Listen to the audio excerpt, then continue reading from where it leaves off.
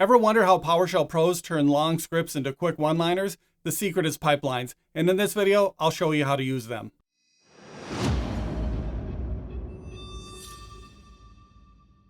Hey everyone, I'm Travis and welcome to Seraltos. Running PowerShell commands is great, but sometimes the output isn't exactly what you need, or maybe it's way too much. That's where pipelines come in. They let you drill down to the exact info you want without writing a full script. In this video, we're going to cover what pipelines are, how to use them, and what's up with that $_ you may keep seeing. We'll even walk through real examples, including stopping allocated but shut down Azure VMs.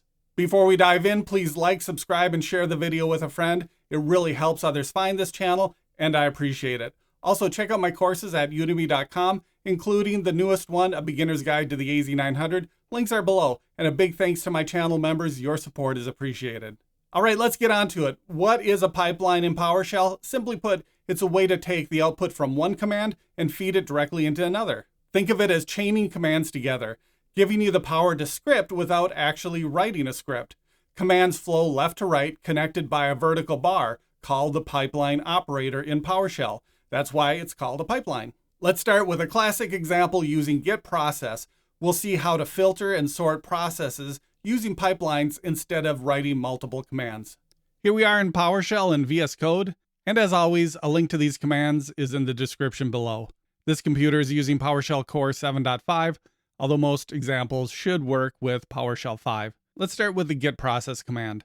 That returns a long list of processes, but they're not in any order. What if we wanted to see them listed in an order or by the highest CPU utilization? We can do that in a single command using the pipeline.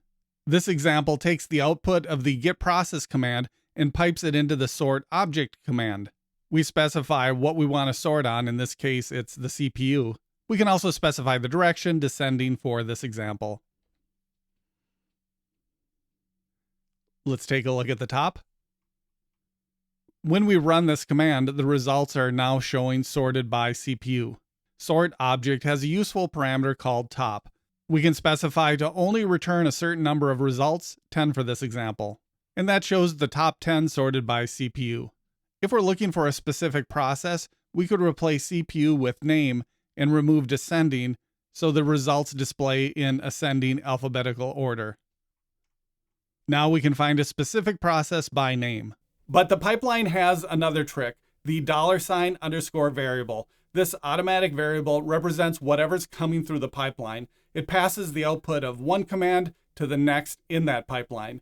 You'll see it inside script blocks, which are wrapped in curly braces. We'll use it to find all stop services in the demo next. Let's check it out. Back to PowerShell. Let's start with a simple get service command.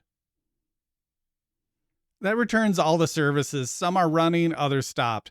We've already gone over how to sort, but what if we just want to return all of the stop services? We can do that by starting with get service and then piping that into the where object command. This command will filter the input object for a specific condition, so we need to specify the input and the condition. Where object requires a script block to evaluate the condition. The condition could be a name, comparison operator, or property value. Where object will return all objects where the script block is true. We'll use a property value to find all of the services that are stopped. We'll add the script block and inside of it put the automatic variable, add a dot, and then specify the value we're searching for, status for this example. Then we'll specify equals with a -eq, and we're looking for the status of stopped. And be sure not to make the mistake of using the equal sign instead of -equal. That means something different in PowerShell. Now if we run the command, we get all of the services that are stopped. And for another fun trick, we can change equals to not equal or -ne. Let's run that. That returns everything that is not stopped. It evaluates the condition. Whatever is not equal to stopped, it will display. In this case, we returned all of the running services. And here's where pipelines really shine, creating complex one-liners that save time. They're perfect for checking status, troubleshooting, and managing environments. Let's take a look at a couple advanced examples, including one for Azure VMs. Back to PowerShell for the last demo. The first example, we'll combine previous examples. We'll start using get process again. Then we'll refine the results by piping that into where object and use the script block. Inside the block, we'll start by calling the automatic variable with the $_ and a dot, and specify the CPU property. We'll filter the CPU for anything greater than 5. The CPU filter is low because this computer isn't really working very hard, and I want it to return some values. Let's run that. Now we have a list of all the processes where CPU is over 5. Let's sort that by piping those results into sort object. We'll sort on the CPU and set it to descending. And if we run that, we get a list of all the processes with the CPU above 5 in descending order. Cool. In the next example, we're using pipelines to create a one-line command that will identify stopped but not deallocated VMs in a resource group and then deallocate them. As noted on the screen, you'll need to log into Azure with rights to manage VMs to follow along. When we shut down a VM in Azure, it shuts down the VM and then deallocates that virtual machine. By deallocating the virtual machine, we stop paying for it. However, if the VM is shut down from inside the operating system, the OS is shut down, but the VM is not deallocated. And that costs us money. We only stop paying for a VM when it's deallocated. To start, let's take a look at the get azvm command. If we specify a resource group and use the status parameter, we get a list of VMs in that resource group along with other details. For this example, we're interested in the power state. There are 3 showing. VM running means the VM is allocated and the OS is running. VM stopped means the VM is allocated in Azure, but the OS is shut down. And VM deallocated means the OS is shut down and the VM is deallocated.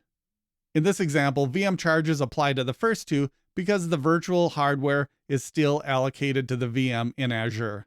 But the OS is stopped on the second one. That's an indication that the VM was shut down from within the OS and never deallocated from Azure.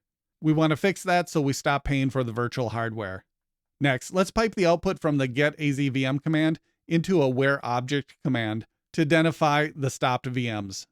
We'll use the opening and closing squiggly braces for the script block and use the pipeline variable to return the power state property. And then add an equal filter of VM stopped, just like we saw on the screen. Let's run that. That returns just the one VM with a power state of VM stopped. Now that the pipeline is filtered to just the VMs with the power state of VM stopped, only one for this example, let's pipe that into the stop VM command to deallocate the VM. This example also uses the force switch, so it doesn't prompt for a confirmation. That finished. Now let's get the status of all 3 VMs again. And now VM number 2 is showing deallocated. That is how we use PowerShell pipelines and the pipeline variable. PowerShell pipelines make your commands flexible, powerful, and fast. Once you get the hang of them, you'll wonder how you ever worked without them. Don't forget to like and subscribe, and thanks for watching.